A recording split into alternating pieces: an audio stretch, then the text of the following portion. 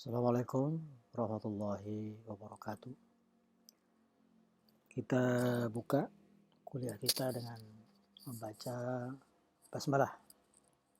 Bismillahirrahmanirrahim. Kita tiba pada kuliah yang ke-10 ya, setelah UTS. Kalau di RPS itu kuliah yang ke-11 karena UTS dihitung. Kuliah yang ke-10 ini masuk ke tema privacy dan confidentiality atau konfidensialitas. Privacy artinya urusan pribadi, confidentialitas artinya kerahasiaan, dikaitkan dengan etika komunikasi. Paling tidak kita ingin membahas bagaimana etika komunikasi dalam hal ini media massa mengemas konten yang bermuatan rahasia pribadi atau urusan personal seseorang dan juga kerahasiaan ya. Itu maksudnya. Jadi pembahasannya ini masih ada kaitannya dengan persoalan etika komunikasi pada pertemuan yang ke-9 ya, pekan lalu itu. Maka saya ingin mengingatkan lagi bahwa di pekan lalu kita sudah membahas etika komunikasi, yakni standar-standar etis atau dalam bahasa Islamnya itu adalah akhlak konten, akhlak dalam membuat konten ya, atas nama kreativitas dan tanggung jawab sosial. Kita sudah membahas bahwa kenapa masih banyak saja orang-orang yang getol ya, memproduksi konten-konten yang tidak etis ya. Mulai dari urusan pornografi, sara, penghinaan, dan melukai harga diri orang lain ya. Itu semua sudah kita bahas, dan tentunya sebagai seorang muslim kita juga dipandu oleh Al-Quran, dan Al-Quran itu memang panduan untuk beretika. Sebagian besar isi Al-Quran itu adalah soal etika, karena dia panduan maka sangat erat kaitannya dengan akhlak, dengan etika ya. Apalagi kalau kita merujuk kepada tugas Rasulullah itu kan salah satunya, bahkan bukan salah satunya, tugas utama Rasulullah Shallallahu Alaihi Wasallam itu adalah untuk menyempurnakan akhlak utama, budi pekerti yang luhur. Innama bu'ithtu liutammima makarimal akhlak. Aku diutus sesungguhnya untuk menyempurnakan budi pekerti yang luhur.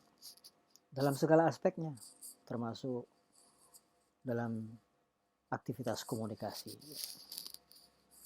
Dan kita juga sudah menyinggung bahwa Al-Quran itu kalau membahas soal akhlak detail ya. Kita sudah mengatakan kemarin berkomunikasi dengan orang tua pun sudah diatur oleh Al-Quran, sudah dipandu. Janganlah engkau menyakiti orang tuamu dengan mengatakan ataupun yang sepadan dengan Pokoknya kata-kata yang menyakitkan itu masuk kategori ya. Wala taqul lahuma uffin. Maka tolong dicamkan baik-baik bahwa kita belajar komunikasi tidak lepas dari etika. Etika tertinggi dalam berkomunikasi adalah berkata benar atau berkata jujur. Di Al-Quran ada dalilnya ya. Ya ayyuhalladzina amanu qulu qawlan sadida. Ya ayyuhalladzina amanu taqullaha qulu qawlan sadida. Al-Ahzab ayat 77. Wahai orang-orang yang beriman, bertakwalah kepada Allah dan katakanlah perkataan yang benar. Sadida. Bukan pakai shin yang ada titik tiganya, tapi pakai sin biasa. Sadida. Benar. Kalau syadid pakai shin besar, titik tiga itu artinya keras. Ya. Azab yang pedih. Azabun syadid. Tapi kalau ini kaulun sadida. Ini ayat komunikasi. Di Al-Quran juga ada petunjuk-petunjuk dalam berkomunikasi. Bahkan seluruh Al-Quran kan artinya komunikasi. Komunikasi antara Allah dengan hambanya, dengan para hambanya. Maka disebutlah kitabullah, kitab Allah. Ya. Arti yang tertulis, dan tulisan itu kan komunikasi. Salah satu sarana komunikasi. Ya. Jadi belajar Al-Quran berarti belajar komunikasi. Maka jangan lepas titipan saya, kemanapun Anda pergi belajar komunikasi, jangan lepas Al-Quran. Karena Al-Quran penuh dengan petunjuk-petunjuk bagaimana berkomunikasi, mulai dari berkomunikasi yang efektif, ataupun berkomunikasi dengan benar, dengan segala aktivitasnya dan kompleksitasnya tentunya ya. Maka itu yang pertama, kalimat kunci yang pertama sebelum kita masuk ke substansi di kuliah yang ke-10 ini. Bahwa etika berkomunikasi itu adalah etika tertinggi di dalam berkomunikasi itu adalah berkata benar, berkata jujur.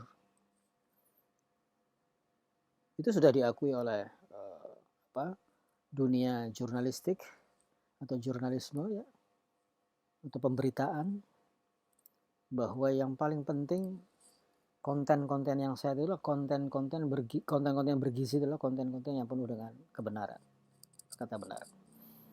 Apa konsekuensi orang yang berkata benar itu? Kalau Al-Quran menjawabnya. Apa manfaatnya orang yang selalu berkata benar? Yuslih lakum a'malakum wa yaghfir lakum dzunubakum. Akan kuperbaiki amal-amalmu dan aku akan ampuni dosa-dosamu. Kalau sering berkata jujur atau merawat diri selalu berkata benar, akan diperbaiki karirmu dan akan diampuni dosamu. Seperti yang kita tahu, perjalanan anak manusia itu, karirnya itu akan lancar kalau dia punya reputasi bukan pembohong. Tapi kalau reputasinya itu reputasi dia itu orang yang terpercaya loh, itu akan dipakai dimanapun. Akan dicari orang yang punya reputasi yang selalu berkata benar itu. Tapi kalau orang yang terkenal bohong, khianat, janji palsu, istilahnya apa? Modus ya, modal dusta, karirnya akan terpeleset. Karirnya akan terpeleset. Lagi-lagi reputasi kita ditentukan oleh apakah kita sering berkata benar atau sering berkata dusta. Itu sudah hukum alam. Kalau mau memperbaiki karir, mulai sekarang rawat bahwa kita terkenal dengan orang yang punya reputasi jujur. Satu. Jadi etika komunikasi tertinggi adalah berkata benar. Otomatis konten-konten yang bergizi tinggi adalah konten yang berdasarkan fakta. Bukan konten fitnah. Bukan konten abal-abal. Bukan konten yang mengejar sensasional dan sensualitas. Sensasi dan sensual. Mengaduk-aduk perasaan birahi. Itu konten-konten yang tidak bergizi sesungguhnya. Yang kedua, kalau etika tertinggi adalah berkata benar, maka perkataan yang terbaik, perkataan ya, komunikasi itu kan pesan, ada pesan di situ ya, ada message. Maka message yang paling terbaik, lagi-lagi menurut Al-Quran adalah perkataan yang bermuatan ajakan untuk mendekat kepada Allah Subhanahu wa taala. Apa dalilnya? Surah Al-Furqan ya, ayat ke-33. Waman ahsanu qawlan mimman da'a ilallah ya. Dan siapakah yang lebih baik perkataannya, terbaik perkataannya daripada orang yang menyeru di jalan Allah, menyeru ke jalan Allah. Surah Fussilat kalau tidak salah ya, surah 41 ya, surah 41 surah, sebentar saya cek ya. Ya betul, surah Fussilat ya. Bukan surah Furqan, surah Fussilat ayat 33. Etika tertinggi adalah berkata benar, sementara perkataan terbaik, the best message, the best content ya, yang harus kita terus-menerus produksi adalah ajakan-ajakan untuk mendekat kepada Allah Subhanahu wa taala. Artinya ujaran-ujaran yang penuh dengan kebaikan, kesantunan, mengajak orang untuk kembali ke jalan yang benar, mengajak orang untuk selalu santun, disiplin, punya nilai moral yang tinggi. Itulah konten terbaik. Nah, sebagai mahasiswa atau akademisi yang bergelut di bidang komunikasi, mulai sekarang melatih diri untuk memproduksi hal-hal yang sifatnya diridhoi Allah Subhanahu wa taala. Bukan memproduksi hal-hal yang seperti yang kita ceritakan di pekan ke-9, hal-hal yang melukai orang, hal-hal yang membuat orang kehilangan harga dirinya. Itu perkataan terburuk. Perkataan terbaik, ajakan kepada kebaikan. Itu the best message, the best content ya, menurut Al-Quran itu. Saya pikir menurut dunia ilmu komunikasi dunia barat, konten yang benar itu konten yang faktual, konten yang mengajak kepada kebaikan. Dan salah satu fungsi media massa adalah to surveillance, ya, mengawasi jalannya tatanan masyarakat yang beradab, bukan biadab, ya. Tatanan masyarakat yang beradab. Ya. Maka kalau Anda mendengar istilah Madinah, din itu artinya teratur. Jadi kalau ada Madinah artinya tempat yang serba teratur, disiplin. Jadi kalau ada sebutan Madinah yang ada di Arab Saudi itu betul. Ketika Rasulullah hidup di sana serba teratur, serba patuh orang. Tingkat kejahatan bahkan nyaris tidak ada. Kenapa? Masyarakatnya taat pada aturan. Jadi kalau ada sebuah kampung, sebuah tempat dimanapun itu, kalau masyarakatnya taat pada aturan, disiplin pada aturan, maka itu bisa disebut adalah Madinah. Kalau di Sumatera Utara ya, ada kabupaten namanya Kabupaten Madinah. Itu singkatan dari atau kepanjangannya adalah Madinah, Mandailing Natal. Nah, itu ada di Sumatera Utara itu. Mungkin disingkat begitu Madinah supaya menjadi cita-cita masyarakatnya, supaya masyarakatnya teratur, beradab. Bukan masyarakat yang biadab, ya. Masyarakat yang membolehkan atau menghalalkan segala cara. Ya. Maka kita harus mencamkan baik-baik kalimat kunci tadi. Etika tertinggi adalah berkata benar, perkataan terbaik adalah ajakan kepada kebaikan. Itu ya, itu pengantarnya. Baik, sekarang kita masuk, oh ya lupa nih, ini bagus nih, supaya untuk lama diingat.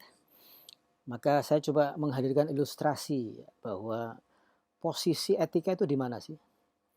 Posisi akhlak itu di mana sih? Ya. Di mana posisi akhlak itu? Karena kalau kita tidak tahu posisi akhlak, maka kita tidak tahu itu penting nggak sih, gitu kan? Nah, ilustrasinya gini. Kalau mau tahu posisi akhlak itu di mana tempatnya? Ibarat bangunan, ibarat sebuah bangunan, maka posisi akhlak itu adalah atapnya, ya atap. Rumah atau gedung sebagus apapun, sehebat apapun, setinggi apapun, secanggih apapun, dinding ada, fasilitas lengkap, tapi atapnya nggak ada. Anda bisa bayangin gedung tertinggi di dunia, gedung tercanggih di dunia tanpa atap. Atau yang sederhana lah rumah kita yang kita huni sehari-hari tanpa atap, coba. Itu pasti kelimpungan penghuninya. Hujan kehujanan, panas kepanasan, datang angin tertiup angin, debu berterbangan, masuk debu. Rentan penyakit rumah yang tanpa atap. Sama. Manusia kalau tidak beretika, manusia kalau tidak berakhlak, rentan penyakit. Paling enggak penyakit kejiwaan. Kalau tidak berakhlak ya. Lihatlah penjahat-penjahat itu ya. Para kriminal, para pelaku kejahatan itu. Itu kan rata-rata berpenyakit di dalam jiwanya. Kenapa? Sudah tidak memperdulikan halal haram. Karena tidak ada akhlak karimahnya. Akhlak yang baiknya tidak ada. Maka seperti yang tadi saya katakan, kalau Anda mau meniti karir, sukses dalam hidup, bangunlah rumah sebagus mungkin. Jangan lupa buat atap untuk melindungi penghuni rumahnya. Kalau Anda ingin meniti karir mulai sekarang, jangan lupa hiasi diri dengan etiket atau dengan etika. Etiket kan tata cara ya, dengan etika yang baik, pekerti yang utama, atau istilahnya itu akhlak yang karimah, bukan akhlak yang sayyi'ah, yang jelek.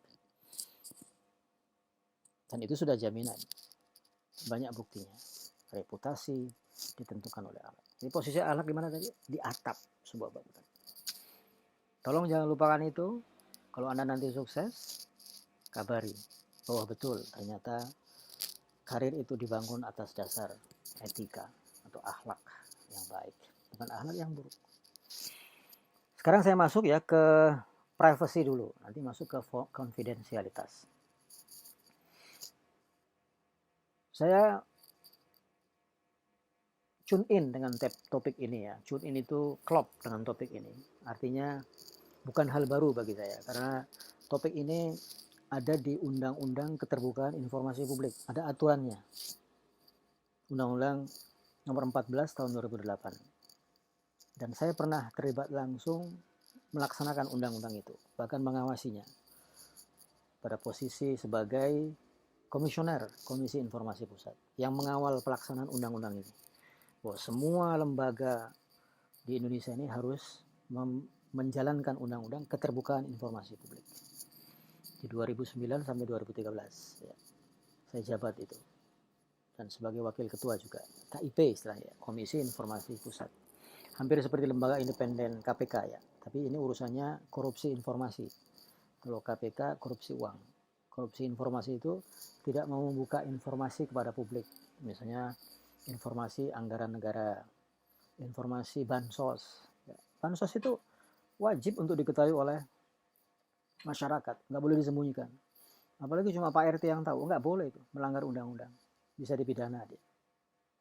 Sebagaimana ITE juga ya, nggak boleh orang mengupload, menyebarluaskan konten-konten yang bermasalah, itu ada pidananya.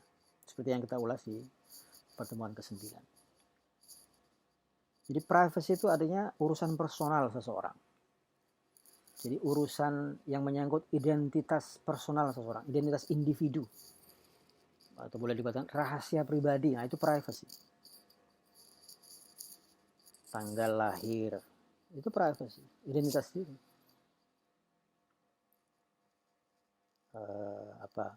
Alamat rumah, rekam medis, ya, catatan kesehatan kita, itu privacy. Bahkan orang nggak boleh ngambil gambar kita seenaknya, ya hidden kamera ya, diam-diam memotret kita misalnya tanpa seizin kita. Kalau tanggal lahir boleh kita bagikan atas seizin kita, tapi kalau dia korek-korek sendiri, itu melanggar privacy. Jadi gambarannya, ilustrasinya itu privacy itu adalah kalau ada orang masuk ke rumah kita tanpa izin, mau melihat dapur kita, ruang tamu kita, ruang tidur kita, nah itu melanggar privacy, urusan personal. Nah, dari perspektif etika komunikasi, bagaimana menempatkan privacy itu di tempat yang tepat, ya. Tidak asal bongkar. Tapi pertanyaannya adalah, emang ada sekarang privacy? Ada nggak urusan identitas diri yang tidak diketahui orang? Bukankah ketika Anda mendaftar di Facebook, bikin akun Facebook, itu Anda mengisi identitas? Dan identitas diri Anda kan sudah ada di servernya Facebook di Amerika sana. Hobi Anda, dia tahu. Tempat tinggal Anda, tanggal lahir Anda. Bahkan kesukaan Anda pun dia tahu. Anda kuliah di mana, dia tahu. Ya kan? Jadi pemilik-pemilik aplikasi medsos atau media sosial itu kan punya data tentang diri kita. Terus di mana privasinya? Semua jeruan kita udah diketahui oleh Facebook, oleh Twitter, oleh WhatsApp, dan media-media sosial yang lainnya. Gimana? Makanya jangan heran kalau tiba-tiba ada SMS masuk. Produk tertentu lagi diskon nih. Makanan tertentu atau restoran tertentu, restoran favorit Anda lagi diskon nih, promo. Kok dia tahu? Karena kan udah ngisi data kita di awal pembukaan akun. Informasi itu adalah power. Siapa yang menguasai informasi, dia akan menguasai dunia. Makanya jangan heran ada jual beli informasi kan waktu itu antara Facebook dengan jurkam kampanye di Rusia atau di mana itu ya. Dijual belikan data user FB itu. Nah, terakhir heboh soal Zoom kan, bahwa pengguna Zoom itu datanya bisa dikeruk, bisa diketahui, bisa dibajak sampai password rekening konon ya, ini harus dicek lagi. Jeruan kita loh, dengan seizin kita ya, atau tanpa seizin kita dia ketahui, diam-diam, ya kan? Apakah ada ngasih privasi? Tolong jawab itu ya. Apakah ada? Dan bagaimana kita memelihara privasi kita? Saya ambilkan kasus untuk lebih memahami soal privasi dan etika komunikasi ini ya. Kasus Presiden Amerika Serikat, Presiden Clinton di 2003 kalau tidak salah ya. Perselingkuhannya dengan mahasiswa yang baru magang, mahasiswa magang di Gedung Putih, Istana Presiden di Amerika namanya, Gedung Putih, White House. Itu tersebar semua media-media mainstream di Amerika. Sampai bahkan gambar alat vitalnya Presiden Clinton itu dipampang di media. Itu kan urusan personal harusnya kan. Nah, bagaimana membedakan ini urusan pribadi, ini urusan kepentingan umum. Ada yang beralasan, oh iya perselingkuhannya presiden itu harus diumbar, harus diekspos, harus di blow up. Kenapa? Karena dia presiden, pejabat publik. Ini bukan lagi urusan personal, maka harus diberitakan. Sampai kan menanggung malu kan keluarga si mahasiswa yang magang tadi. Namanya kasus Clinton dan Monica Lewinsky. Ya. Bukan Monica Agnes Mo ya, oh bukan. Satu kasus ya. Atau kasus yang berkaitan dengan privacy, perselingkuhannya Lady Diana ya. Ratu pewaris tahta Inggris seharusnya ya, yang diberi istri oleh Pangeran Charles. Skandal itu sempat jadi perhatian dunia kan. Apakah foto-fotonya bermesraan dengan kekasih gelapnya itu melanggar etika privasi? Kan itu urusan pribadi. Mau selingkuh atau tidak kan urusan pribadi orang. Kok di blow up? Nah itu. Pernikahan, perceraian, kematian itu urusan pribadi. Sama ketika Ketua Gugus Tugas ya COVID mengumumkan bahwa atas nama keluarga kami mengumumkan bahwa Menteri Perhubungan terjangkit virus corona misalnya. Itu atas seizin keluarga, betul. Orang itu punya penyakit A, punya penyakit B, itu privacy. Karena kalau diberitahu itu harus menanggung resiko untuk diperbincangkan publik kan, bisa menanggung malu, dianggap aib misalnya. Nanti kita bahas itu ya. Jadi informasi pribadi kita ini harus kita pelihara. Kan itu aurat, ya istilahnya aurat, nggak boleh kelihatan. Seperti auratnya perempuan itu semua tubuhnya kecuali wajah dan telapak tangan. Kalau Anda buka tubuh Anda berarti kan auratnya terbuka, bisa menanggung malu, dan itu mempengaruhi reputasi. Nah, privacy itu aurat. Ya. Saya sakit apa, Anda sakit apa misalnya, itu aurat. Boleh diketahui atas seizin yang sakit, boleh saja. Makanya tidak salah ketika si Ketua Gugus mengumumkan bahwa atas nama keluarga Menteri Perhubungan waktu itu ya, kami mengumumkan bahwa Menteri terjangkit COVID. Kalau nggak diumumkan itu menjaga privasi. Nah, bagaimana posisi itu, privasi tadi? Nanti kita diskusikan. Ilustrasi yang ketiga yang tidak terlalu lama aktualitasnya ya adalah pengakuan seorang pramugari maskapai penerbangan X ya, dikabarkan dia selingkuh dengan pilot misalnya. Apakah konten-konten yang memberitakan pramugari itu adalah piaraannya pilot? Ya. Itu masuk melanggar privacy, menerobos privacy. Namanya invasi privacy, penjajahan urusan personal, penjajahan jeruannya seorang individu. Nah, itu lagi. Satu lagi saya beri ilustrasi adalah koleksi pribadi video porno public figure tertentu misalnya. Ini pernah heboh juga. Dia punya koleksi pribadi hubungan suami istrinya, hubungan intimnya itu. Saya nggak tahu kenapa orang suka sekali merekam adegan intimnya, jadikan koleksi pribadi. Kan tidak ada jaminan kalau koleksinya itu tidak di-upload orang, ya kan? Apakah itu masuk kategori melanggar privacy? Kita diskusikan nanti. Itu ya, jelas ya gambarannya. Jadi intinya privacy itu urusan personal, identitas diri yang tidak boleh diketahui oleh orang lain. Aurat, nah saya bahasa aurat itu yang tidak boleh diketahui orang. Anda punya penyakit apa? Anda punya masalah apa? Sesungguhnya itu privacy. Nah itu agak runyam urusannya karena orang sekarang suka dengan kepo. Lu mau tahu aja lu, nah, gitu kan ya, pesan orang. Oke. Jadi invasi. Jadi apakah ada yang namanya privacy di era 4.0 ini? Ketika media betul-betul masuk ke ruang-ruang tidur kita, ke kamar mandi kita. Ada film bagus yang Anda bisa tonton ya. Nggak tahu apakah ada di internet. Saya nontonnya di Trans TV itu ya. Diperankan oleh Pierce Brosnan. Bagus filmnya. Judulnya IT. Huruf I dan huruf T. Information Technology. Film itu bagus. Menggambarkan seorang saudagar pesawat ya, pedagang pesawat, ahli pembuat pesawat. Pierce Brosnan itu yang main James Bond.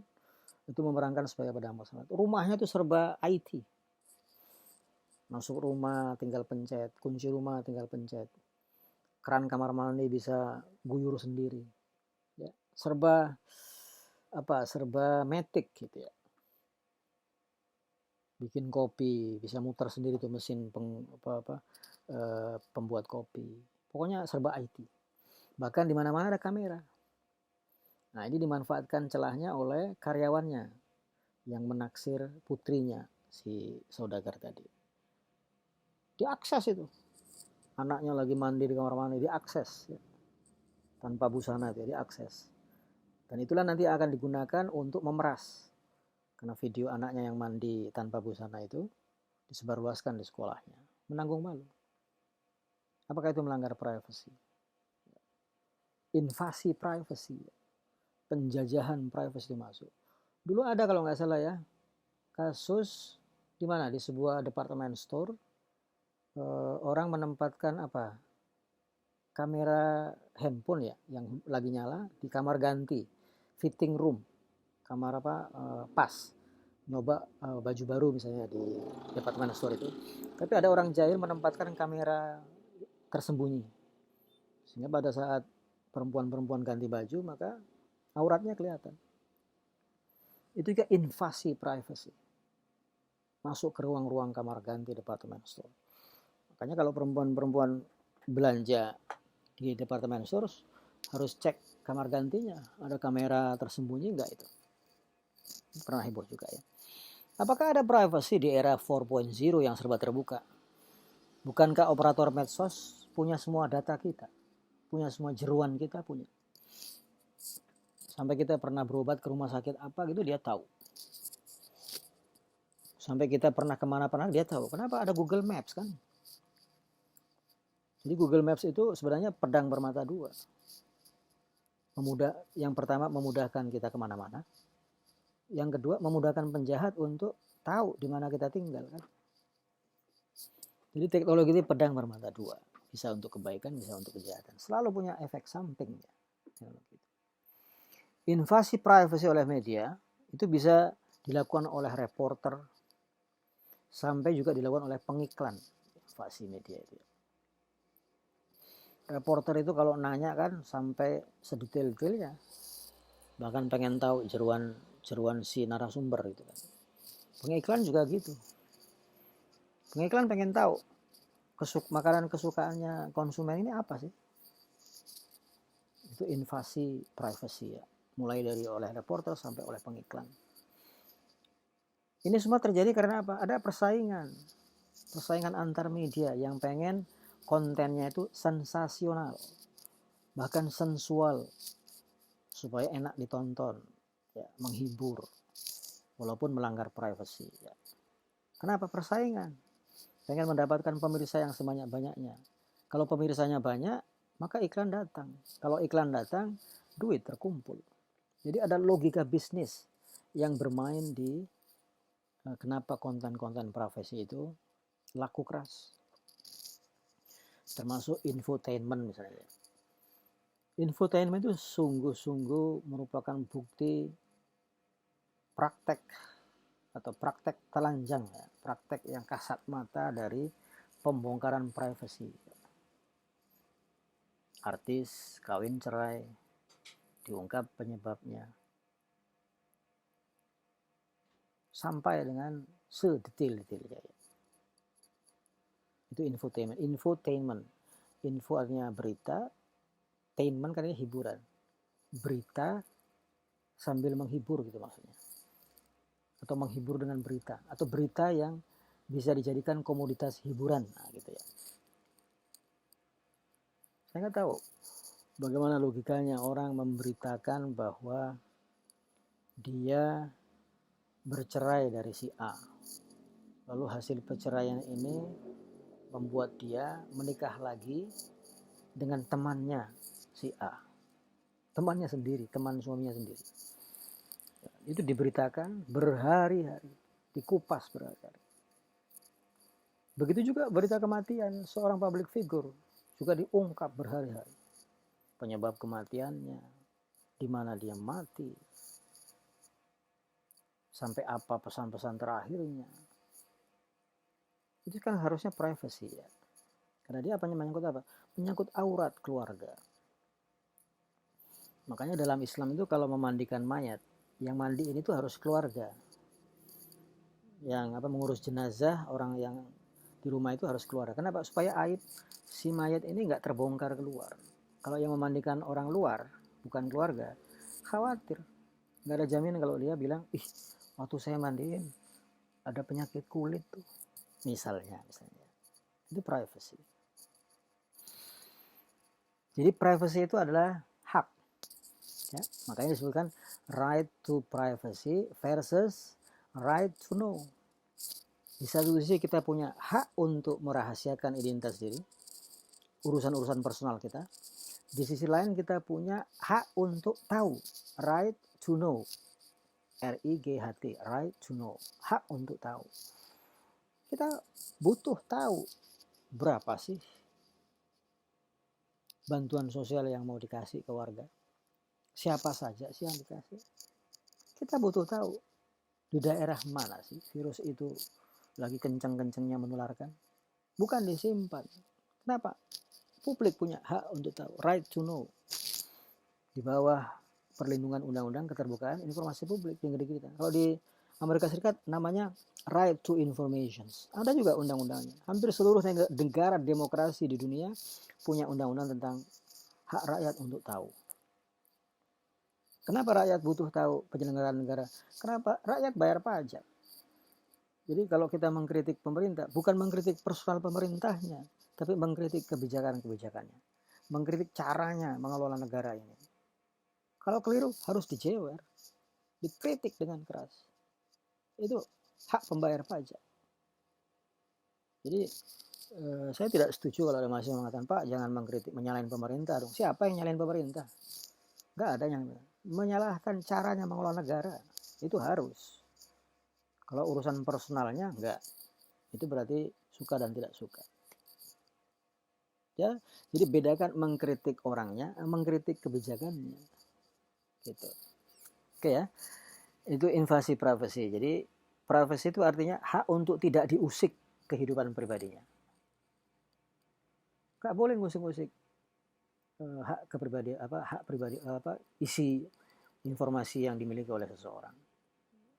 Identitas pribadinya, nggak boleh.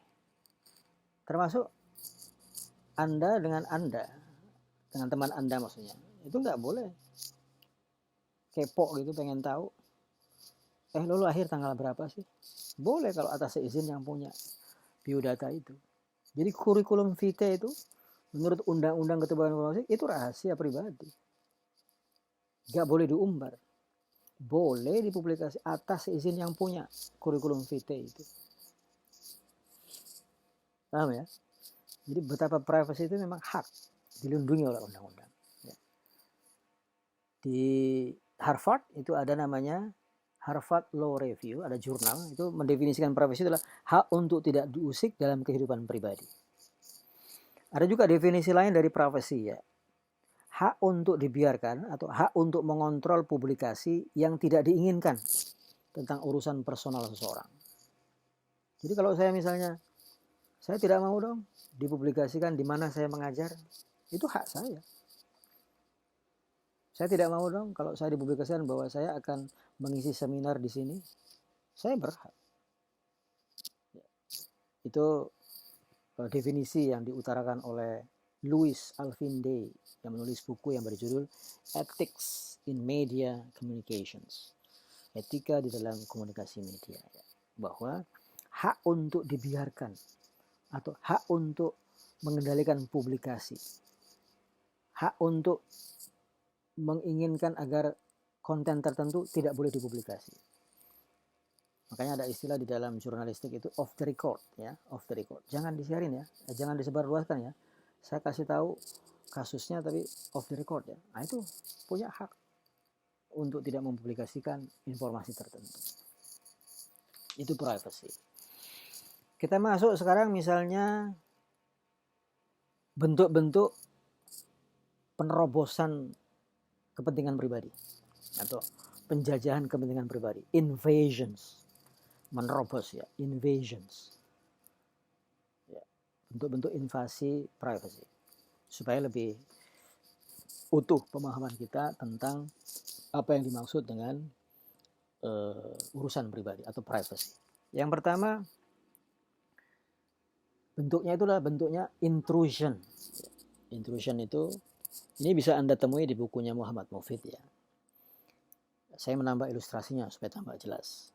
Intrusion itu adalah memasuki properti atau rumah maksudnya ya, tanpa seizin si pemilik rumah, baik ke dalam maupun hanya sebatas di luarnya saja. Nggak boleh. Itu bentuk-bentuk privacy yang dilanggar gitu kalau itu. Misalnya dulu di Italia itu dikenal, bukan dulu ya, sekarang juga ada kali ya, paparazzi. Reporter pengen kepo ya, pengen tahu aja urusan artis. Kalau nggak salah ada artis namanya Michael Douglas dengan istrinya Catherine Zeta-Jones ya, si cantik itu. Yang beritanya itu, yang foto-fotonya itu diambil tanpa seizin si artis, foto-foto pernikahannya kalau tidak salah ya. Itu namanya intrusions, menerobos masuk ke rumah tanpa seizin. Itu sama dengan film yang saya gambarkan tadi, IT, film yang judul IT yang diperankan oleh Pierce Brosnan. Bentuk privacy, invasi privacy yang lainnya adalah public disclosures of embarrassing private facts ya. Menyebarkan fakta yang memalukan seseorang, menyebarkan fakta yang memalukan tentang seseorang, terkait seseorang saya. Ini misalnya kasusnya konten WA-nya Habib Rizik ya, walaupun itu katanya fitnah ya, bahwa kontennya berisi konten yang bernada pornografi misalnya. Itu sempat tersebar di media sosial. Saya tidak tahu apa kasusnya berlanjut atau dihentikan ya. Kabarnya dihentikan. Itu contoh saja bahwa WA kita, ya, WA chat ya, itu kalau dipublikasikan yang mengandung hal-hal yang memalukan, maka itu tidak boleh. Yang ketiga adalah publicity which places some one false light in the public eye. Ya. Artinya publikasi yang menimbulkan image keliru tentang seseorang. Contoh, foto presiden di sampingnya itu ada seorang perempuan cantik.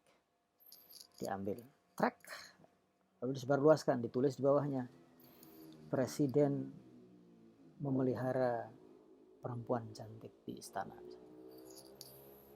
Ya kan?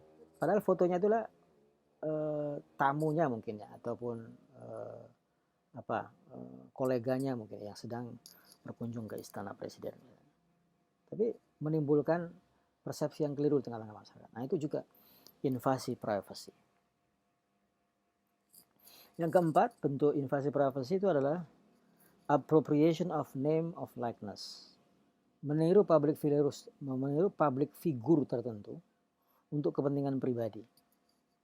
Misalnya ada orang dulu itu pinter niru AA Game ya, suaranya, gayanya, benar tidak? Ya kayak halo, atau meniru suara Soeharto misalnya.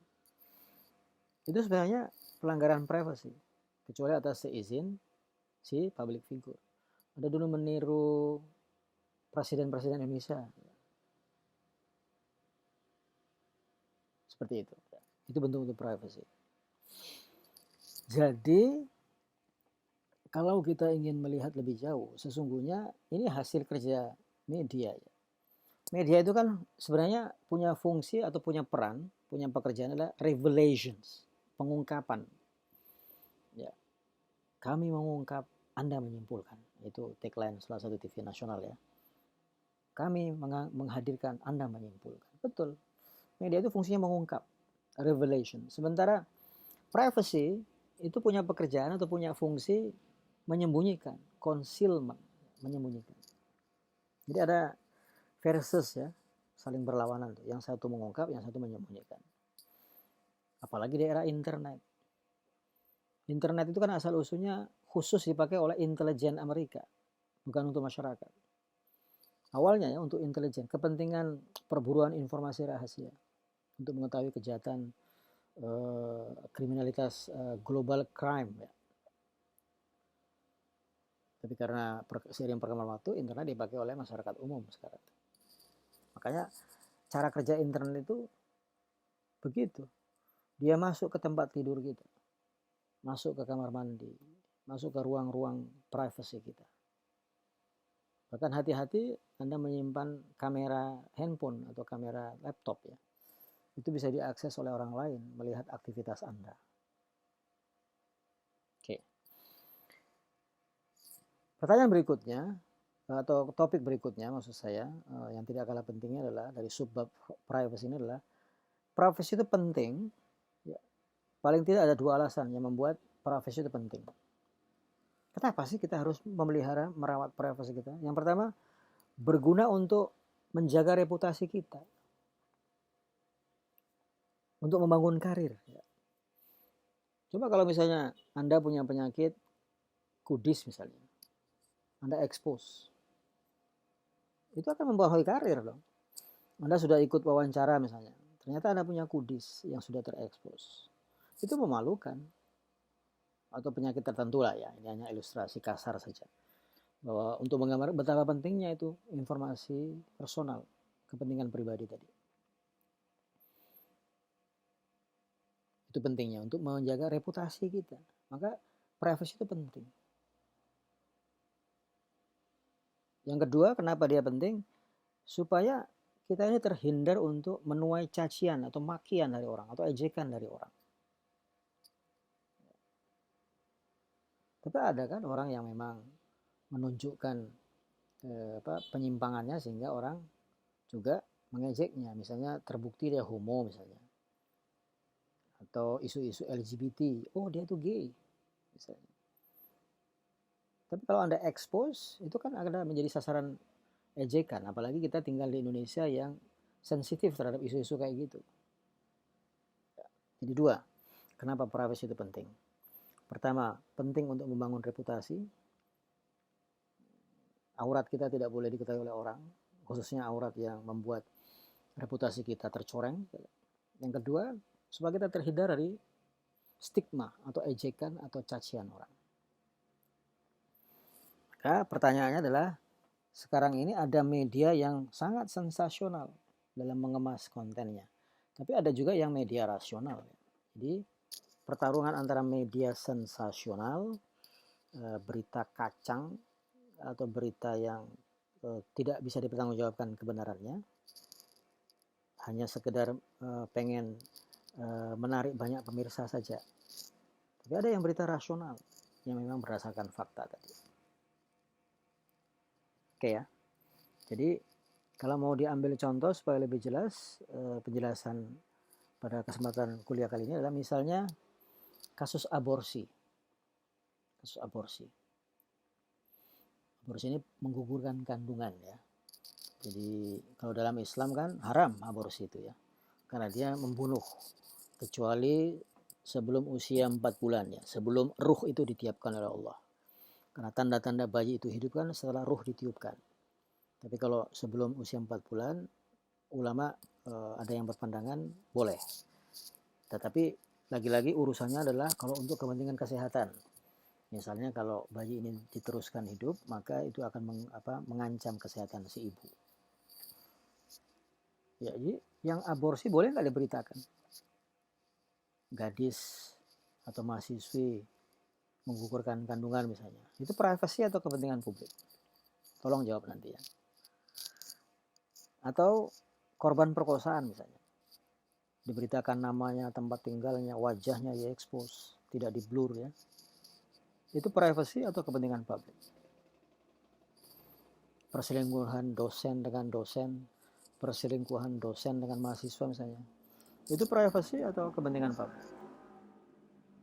Jadi kalau tersiar kabar di kampus UHAMK ini, dosen berselingkuh dengan mahasiswa atau mahasiswa terlibat hubungan intim misalnya, di blow up, itu membongkar privasi, melanggar privasi, melanggar right to privacy, atau harus diungkap? Coba nanti Anda jawab ya. Itu penting untuk kita jawab. Kenapa? Memang di aktivitas media massa, pekerjaan media itu dihadapkan pada dilema penerapan prinsip-prinsip dalam konten ya. Dalam beberapa isu-isu yang pada konten yang menyangkut isu-isu tertentu, itu mengalami dilema. Misalnya contoh ya, dilemanya itu adalah penyakit menular ya. Kayak sekarang COVID-19. Di satu sisi ada privacy di situ, rahasia pribadi orang yang terjangkit tadi. Kalau diberitakan akan menanggung malu, keluarganya akan menuai aib, walaupun sebenarnya penyakit ini tidak aib, karena untuk kepentingan bersama. Di sisi lain ada kepentingan media untuk mengungkap itu, ada right to know dari masyarakat. Maka saya lebih memilih setuju untuk diungkap. Kenapa? Demi kepentingan umum. Gitu ya.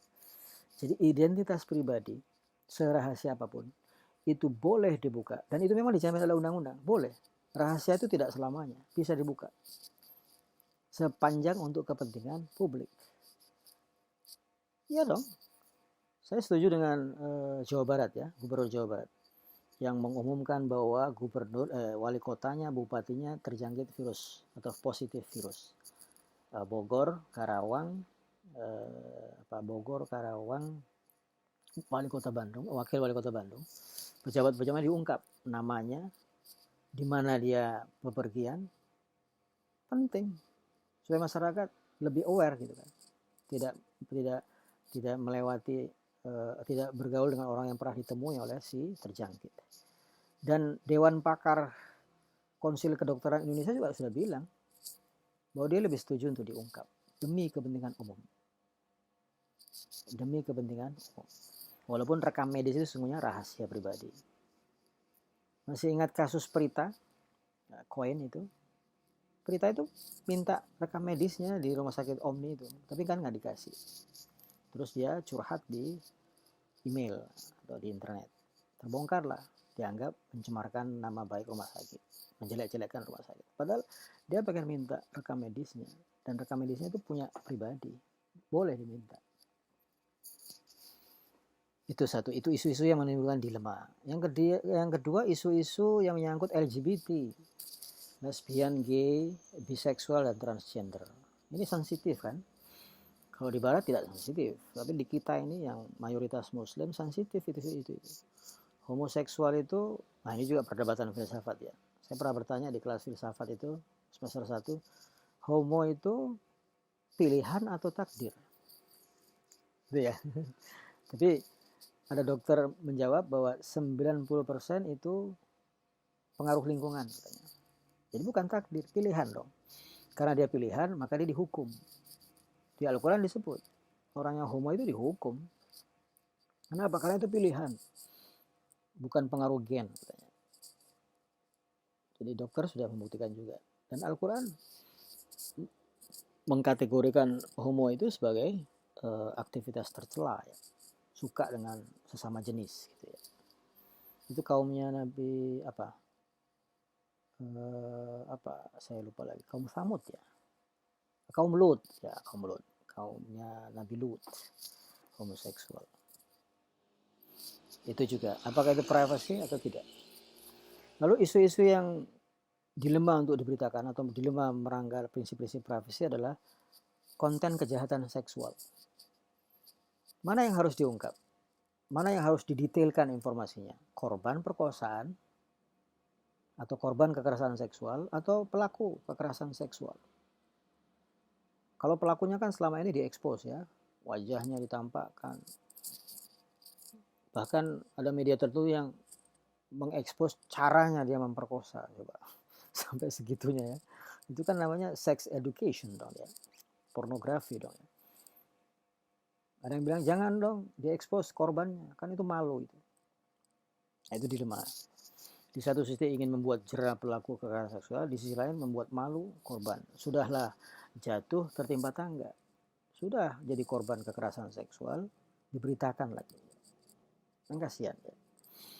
Lalu isu yang juga dilema, artinya dilema itu adalah pilihan yang tidak bisa ditinggalkan begitu saja, harus ada pertimbangannya. Kayak sekarang ya, katanya BPJS naik itu pilihan sulit.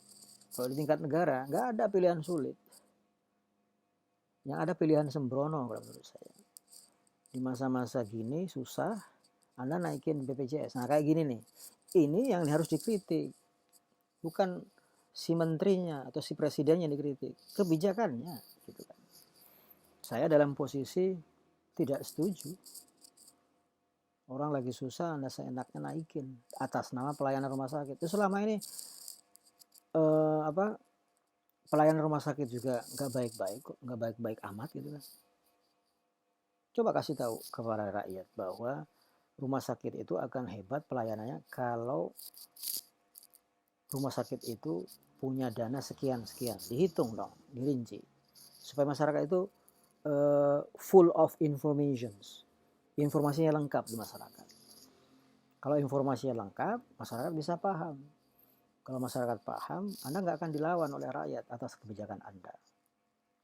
Ini harus dikritik, ya. Tengah susah, Anda naikin namanya, ya. Itu apa? Kita bahas apa? Pilihan sulit tadi ya. Tidak ada pilihan sulit. Harus salah satu dipilih. Yang ada adalah belum terbuka pilihan-pilihan yang baik. Yang kelima, kasus yang dilema juga adalah bunuh diri. Apakah diberitakan korbannya, diekspos nama korbannya, keluarganya dan segala, kan bisa malu tuh ya. Yang keenam adalah kamera tersembunyi yang saya ungkap di departemen store tadi ya. Misalnya ada acara TV yang menginvestigasi minyak goreng dicampur plastik ya. Atau apa, biasanya makanan mengandung babi misalnya, atau mengandung binatang-binatang yang menjijikkan misalnya. Investigasi pembuat masker palsu, atau yang terbaru investigasi pembuat surat keterangan bebas COVID palsu supaya orang bisa terbang katanya, bisa bepergian. Itu juga apakah kita harus beritakan menyangkut privasi? Silakan jawab, nanti kita diskusikan. Saya pengen mengajukan sebuah asumsi ya. Dan saya sudah pernah menantang Anda di pertemuan sebelumnya. Bisakah Anda membuat sebuah konten yang bergizi sekaligus menghibur? Menghibur sekaligus berguna gitu loh bagi masyarakat. Bisa nggak sih anak-anak komunikasi memproduksi itu? Jangan coba hanya sensasional saja. Hanya supaya ditonton orang, wah keren tuh kontennya. Saya nggak tahu kalau ada konten-konten yang dapat penonton banyak itu biasanya kan hanya sekedar untuk lucu-lucuan gitu ya. Tapi aspek manfaatnya mana? Asas manfaatnya mana? Ya menghibur, tapi asas manfaatnya mana? Mubazir gunain internet hanya untuk konten-konten yang menghibur. Tapi juga harus manfaat dua sekali. Bermanfaat sekaligus menghibur. Jadi untuk memberikan privacy itu ada prinsipnya. Bisa ada prinsipnya. Paling tidak ada 4 prinsip yang harus dipertimbangkan ketika seorang jurnalis ataupun produsen konten di media sosial ya, kalau ingin mengungkap privacy. Yang pertama, harus tahu tujuan peliputannya untuk apa. Untuk komersil kah? Atau untuk kepentingan publik untuk tahu? Untuk kepentingan umum. Itu prinsip pertama. Kalau semata untuk kepentingan komersil, buat apa? Yang kedua, prinsip yang harus dipertimbangkan adalah ada manfaat sosialnya. Ini tadi saya bilang. Harus bermanfaat mengungkap privasi seseorang itu. Karena media itu kan agen moral. Bisa membuat masyarakat kita ini makin beradab atau makin biadab. Memberitakan terus-menerus tawuran antara warga X dengan warga Y itu punya manfaat sosial nggak sih? Yang ketiga ada kejujuran di situ. Maksudnya keadilan, ya, fairness. Kira-kira adil nggak ya kalau saya ungkap privasi orang ini? Kalau diungkap, adil nggak sih? Itu harus ditanyakan sebelum kita memproduksi sebuah konten yang menyangkut privasi seseorang. Yang terakhir, prinsip yang harus dipertimbangkan untuk mengungkap privasi seseorang adalah menutup hal-hal tertentu yang bisa menyakitkan pihak yang dipublikasikan. Misalnya memblur wajahnya atau teksnya yang teks bernada mesum misalnya itu dihitamkan misalnya. Hal-hal tertentu. Prinsip-prinsip kayak gitu yang perlu dipertimbangkan. Terakhir sekali yang mungkin kita akan diskusikan nanti ya tentang konfidensialitas. Konfidensialitas ini artinya rahasia ya. Maksudnya apa betul ada rahasia? Ya, dulu itu terkenal ini nggak boleh diberitakan. Kenapa ini rahasia negara? Saya tanya Anda coba. Indonesia punya kapal selam berapa? Itu rahasia nggak? Jumlah kapal selam Indonesia itu harus diberitakan, harus diekspos atau disimpan. Itu rahasia negara nggak sih? Jumlah pasukan Indonesia itu berapa di tiap perbatasan kita atau di seluruh Indonesia? Jumlah senjata kita itu berapa? Jumlah pesawat kita itu berapa? Itu harus dirahasiakan nggak sih? Jumlah kekayaan alam yang tersimpan di bumi Indonesia ini itu dirahasiakan nggak sih? Itu rahasia negara nggak sih? Itu konfidensialitas. Kalau rahasia bisa nggak dibongkar? Berapa lama harus dibongkar? Oh itu detail dibahas di Undang-Undang Keterbukaan Informasi Publik. Ya. Memang betul ada yang sifatnya rahasia ya, yang tidak boleh diketahui. Supaya apa? Ya kalau kita mau perang terus kita ngasih tahu ini jumlah pasukan saya sekian nih. Ya musuh tahu duluan dong. Akan membuat strategi untuk membuat kita kalah perang. Kayak main bola dong. Strateginya pelatih apa boleh dikasih tahu ke kesebelasan lawan? Jangan. Kalau kita kasih ini strategi saya mengalahkan Anda. Nanti si lawan akan bersiap-siap. Oh, gampang ngalahin dia. Kita udah tahu strateginya. Ada wilayah-wilayah memang harus dirahasiakan. Tapi mana batasan-batasannya? Oke. Itu ya. Kurang lebih sejam nih. Nanti kita diskusikan. Jadi terkait privacy dan confidentiality. Sebagai penutup, saya kutipkan surah Al-Hujurat ya. Al-Hujurat ayat yang ke-12 ya. A'udzubillahi minasyaitonir rajim. Ya ayyuhalladzina amanu jtanibu katsiran minadh-dhann. Wahai orang-orang yang beriman, jauhilah kebanyakan prasangka. Jadi konten yang berlawanan dengan ajaran Islam itu konten desas-desus, fitnah, ya, yang mencaci maki, yang menjelek-jelekan orang lain, ya. Mengumpat, ya, ghibah, membicarakan kejelekan orang lain. Kalau membicarakan kejelekan orang lain dan kejelekannya itu memang fakta, itu ghibah, tetap berdosa. Apalagi kalau kejelekannya tidak terbukti, itu fitnah namanya. Anda pernah dapat kan ya bedanya fitnah dengan fitness kan ya? Kalau fitnah itu kejam, fitness itu kejim. Assalamualaikum warahmatullahi wabarakatuh.